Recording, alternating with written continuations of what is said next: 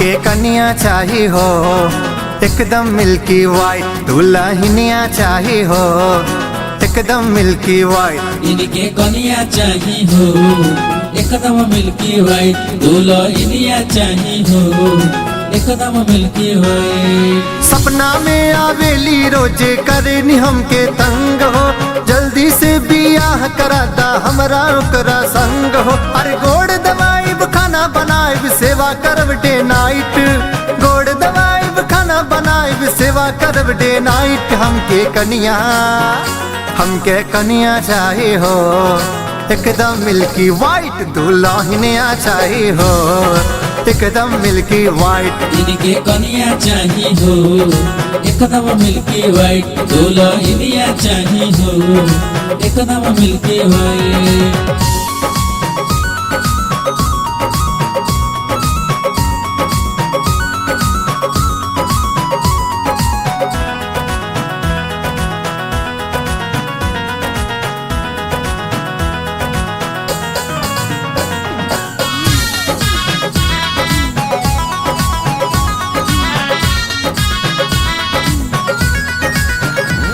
अरे अपन सारा कमाई हम करे पे कारब खर्चा हो, देखे में इतना सुघर होई गांव में होई चर्चा हो। हाँ अपन सारा कमाई हम करे पे कारब खर्चा हो, देखे में इतना सुघर हो कि गांव में होई चर्चा हो। अनहरियों में मारे ओकरे चेहरा से खूबे लाइट, अनहरियों में मारे ओकरे चेहरा से खूबे लाइट।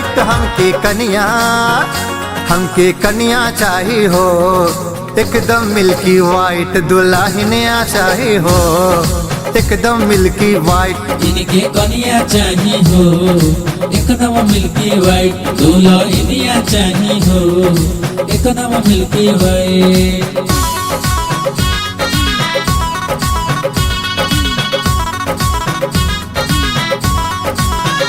हमके कन्या चाहिए हो, एकदम मिल्की वाइट दुल्हनिया चाहिए हो, एकदम मिल्की वाइट। हमके कन्या चाहिए हो, एकदम मिल्की वाइट दुल्हनिया चाहिए हो, एकदम मिल्की वाइट। अरे 24 घंटा जान लुटाइब हम त अपना जान पे, पानी न फिरिया हे भगवान जी हमरा अरमान पे।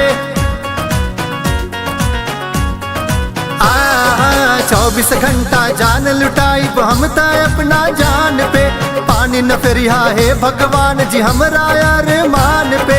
छरहर पातर ब्यूटीफुल 6 फीट के हो हाइट, अरे छरहर पातर ब्यूटीफुल 6 फीट के हो हाइट। हमके कन्या इनके कन्या चाहिए हो, एकदम मिल्की वाइट दुल्हनिया चाहिए हो, एकदम मिल्की वाइट। हमते तनिया ताही हो, एकदम मिलती वाइट दुल्हनिया ताही हो, एकदम मिलती वाइट।